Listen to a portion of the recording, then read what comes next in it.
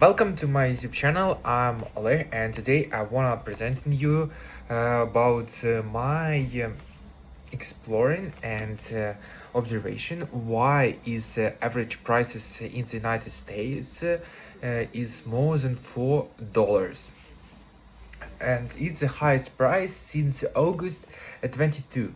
And now here's a strange part.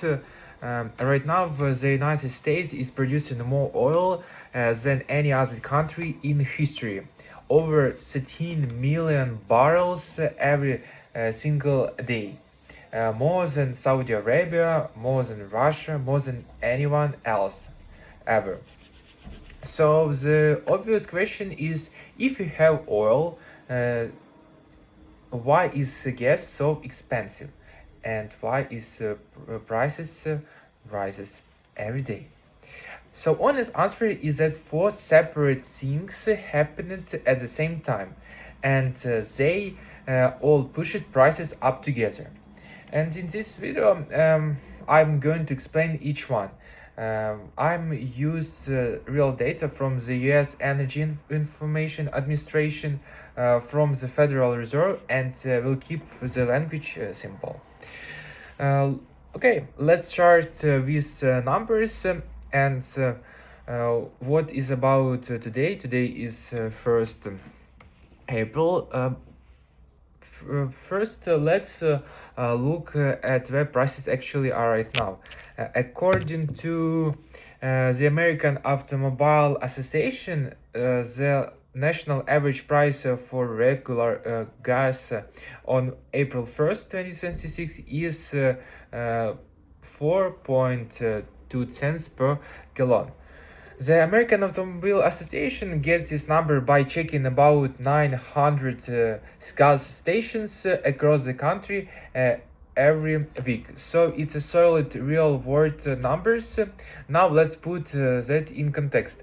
At the start of this year, January 8th, the average was 2.81 per gallon. That was the lowest point in 2026. In less than 3 months, price jumped from 2.81 to 4.2. That's a 33% increase in under 90 days. What does that mean for you personally? Let's say your car has a 15-gallon tank, and you fill it up twice a week. You are now paying about 36 more every week compared to January. That's roughly 150 more cents. It's roughly 150 more per month just on gas. Now prices are very different depending on where you live. The cheapest state right now is Oklahoma at 3.24 per gallon. Kansas is close behind at 3.25. Iowa is 3.35. These states get access to oil pipelines from the Gulf Coast, and their state fuel taxes are lower. The most expensive state is, as always, California at 5.62 per gallon. Washington State is at 5.15. Hawaii is at 5.7. So the gap between the cheapest and the most expensive state is 2.38. That's almost $2.50 for the same product in the same country in the same week. I will explain why California is always so much higher a little later. One more number worth knowing: diesel fuel. Diesel hit 5 per gallon nationally on March 17th. That's more than 40% higher than it was before the conflict in the Middle East started. Diesel matters because it's used by trucks and trains to move goods around the country. When diesel gets more expensive, the cost of shipping goes up, and that usually shows up higher grocery prices about 4 to 6 weeks later. So that's the picture, and now let's talk about why. Reason number one is the war in the Middle East. Um, I think it's the most recent and the biggest single cause of the price jump. In late February 2026, the United States and Israel launched military strikes on Iran. I'm not here to say whether it was the right or wrong decision. I want to explain is the direct effect it had on gas prices and why it happened so far. To understand this, you need to know about a place called the Strait of Hormuz. It's a narrow stretch of water between Iran and the Arabian Peninsula. It's a narrowest point. It's only about 21 miles wide, but through that one small passage, about 20% of the world's oil supply moves every single day. Every tanker ship carrying oil from Saudi Arabia, the UAE, Iraq, and Kuwait has to pass through the Strait of Hormuz to reach the rest of the world. When the war started, ships began avoiding the strait. Some oil production in the region was stopped or reduced. Oil traders around the world, people who buy and sell oil as a business, immediately started paying more for oil because the supply suddenly looked less reliable. Risks are much higher. The global oil price went up fast. By March 8th, the international oil price, called Brent crude, had risen about 50% since the start of the year. It hit 94 per barrel, that's the highest it's been since 2023. Now, why does that affect your gas price? Because the price of crude oil makes up roughly half of what you pay at the pump. When crude oil gets 50 more expensive, gasoline prices follow, not by 50%, but they move up significantly and quickly. You might be thinking, but we produce all our own oil in the United States, so why do we care about the Middle East prices? And the answer is oil is a global product. It's bought and sold on a global market. Like stocks, the price is set by worldwide supply and demand. If supply goes down anywhere in the world, even in a country we don't buy oil from directly, the global prices goes up, and that affects the prices at every station in America. The United States Energy Information Administration said in its March 2026 report that this situation pushed their expected prices forecast up about 70 cents per gallon for the spring 2026. That one conflict added roughly 30 cents to your gallon. And here's the part that's frustrating. Even if the war ended tomorrow, prices wouldn't drop right away. The EA report says it cruelly. Prices would normalize more slowly than they went up. It takes time to the system to adjust back down. So this is the reason number one. Big, fast, and not fully in our control. It's not the only reason. Secondly, why record oil doesn't mean cheap gas. Reason number one is harder to explain, but once you understand it, a lot of things start to make sense. The United States is producing 13.6 million barrels of oil per day right now. That is world record, more oil than ever before. So why doesn't all that oil make gas cheaper for Americans? The answer comes down to things: the type of oil we produce and how oil is sold. Let's start with the type of oil. Not all oil is the same. There are two main kinds: light oil and heavy oil. Light oil, also called light sweet crude, comes mostly from shale rock formations in states like Texas, North Dakota, and New Mexico. It's relatively clean, easy to process, and worth a lot of money on a global market. Heavy oil is thicker, darker, and harder to process. It comes mostly from Canada and Venezuela. It's cheaper than light oil, but it requires special equipment to turn into gasoline. Here's the problem. Most United States refineries were built 40 to 60 years ago. At the same time, the US didn't produce much of its own oil. It produced heavy oil from Canada and Venezuela. So the refineries were designed specifically to handle that heavy oil. Their equipment, their process, their whole setup, all built for heavy crude. Then in the 20s and 2010s, a new technology called hydraulic fracturing or fracking changed everything.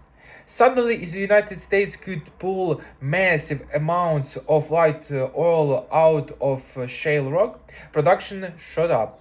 The US became the world's biggest oil producer, but the refineries didn't change. They still mostly set up for heavy oil. They cannot efficiently process all this light oil we're now producing. So, what happens? The United States oil companies do what makes business sense. They sell their light oil overseas to Asia and Europe, where it gets a premium price. And to keep the refineries running, the United States imports heavy oil from Canada and Venezuela at a lower price. Think about it. Think about it this way. Imagine a town that grows really good, high quality wheat. But the only bakery in town was designed to make specific kind of bread that uses a different type of grain. So the town sells its wheat to other cities at a higher price and buys the cheaper grain they actually need for the bakery. The town grows a lot of food, but the bread at the local bakery doesn't get cheaper. So here, like only business as always you can be here. That's why what happening with US oil and gas. The second point is about how oil is sold.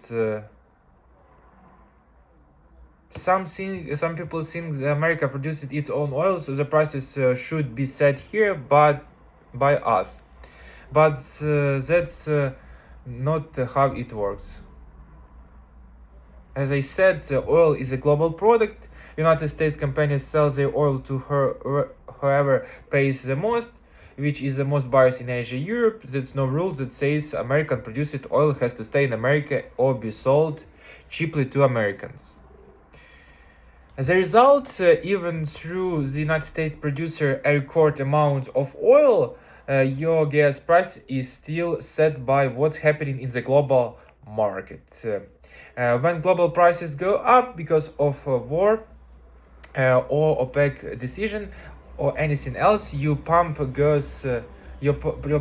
price goes up too, regardless of how much oil we're producing at home. This is probably the most important concept in this whole video. Production records and pump prices are not directly connected. You can have both a record in oil production and high price at the same time. It's not contradiction, it's just how the system works.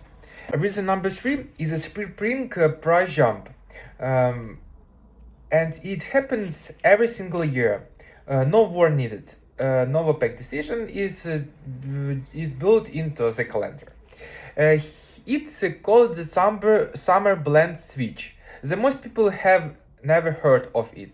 It's how it works. Gasoline is not one single product.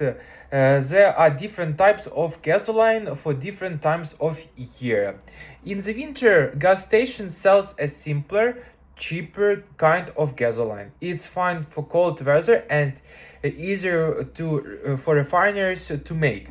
But every spring, federal and state laws require gas station to switch to a different kind, the summer blend.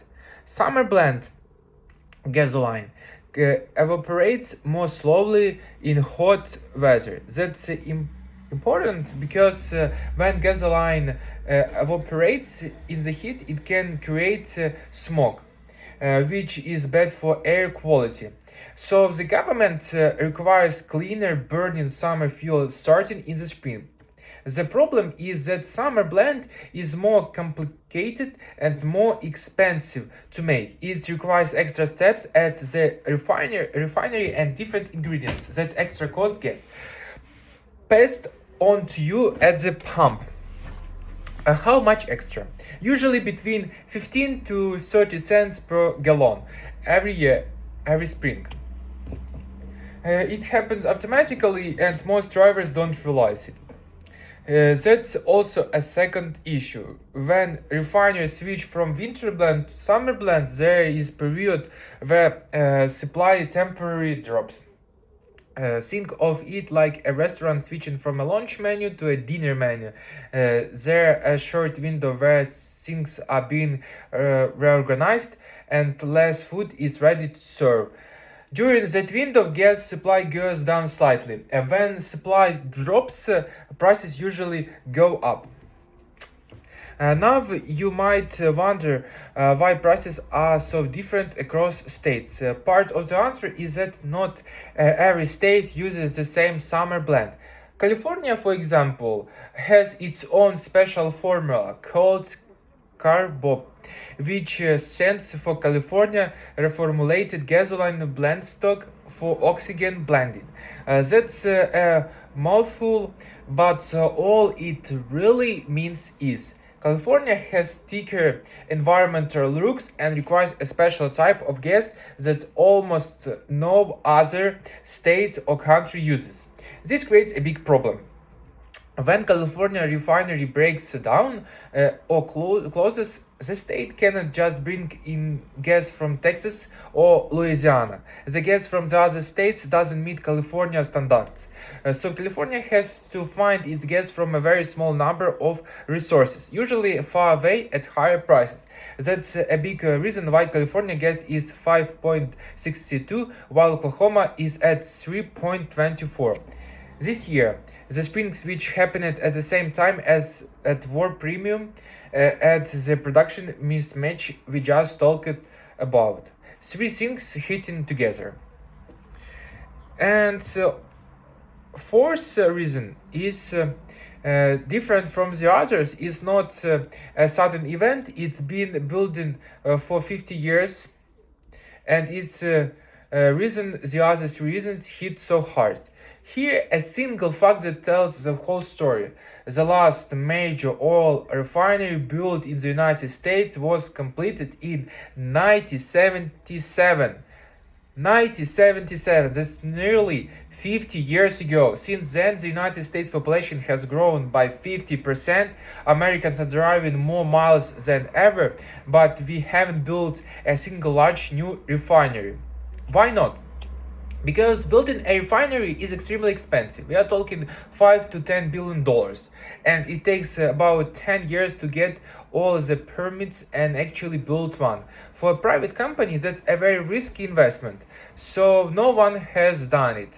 What we have done is kept the existing refineries running, expanded them where possible, and pushed them harder. Today, the United States refineries are running about 94 to 95% of their local capacity, total capacity. That sounds like good news. Like they are being very efficient, but it's actually a problem. It means there is almost no extra room in the system. Think of it like a highway during a rush hour. Its highway is at 95% capacity. It just takes one accident on lane closure and everything backs up for miles.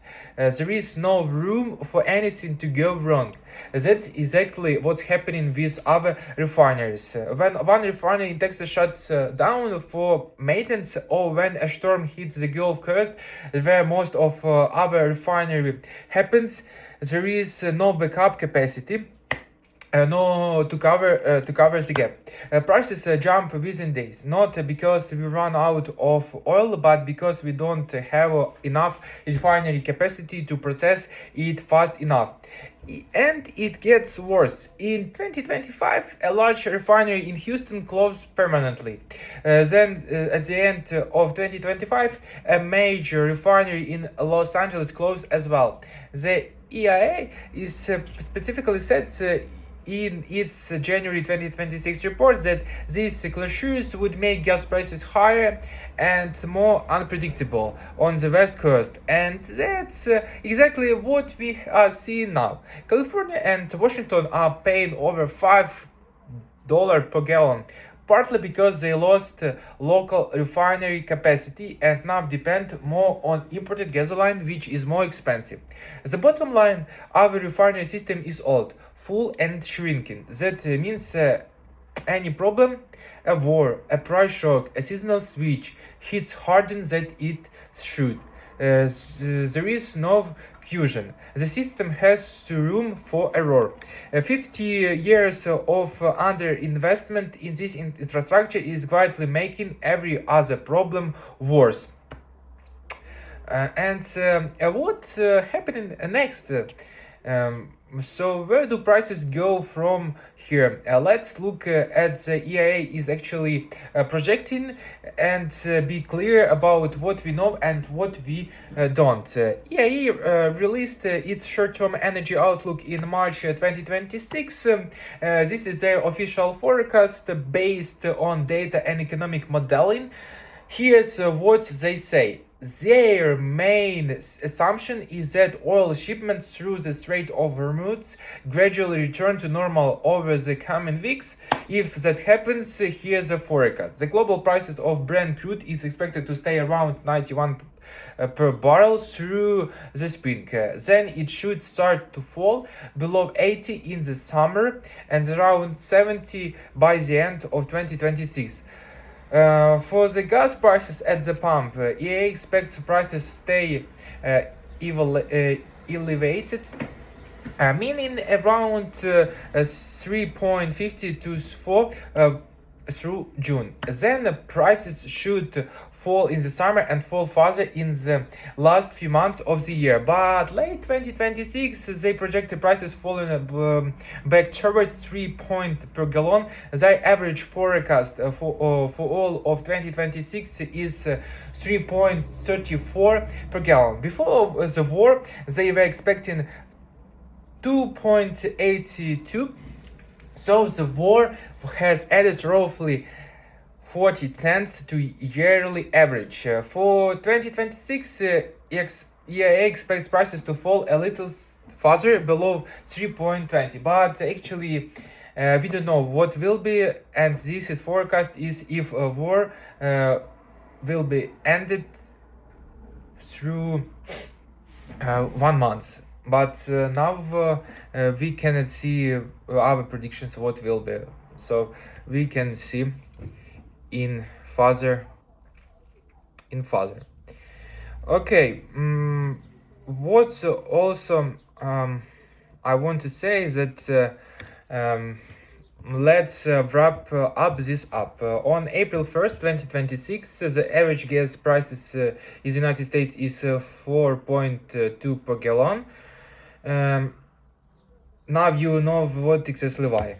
Thank you for watching my video, and subscribe, comment. I think that I will be posting more and more about economy, how it works, some news interesting, and will overview. Have a good day, good luck, see you.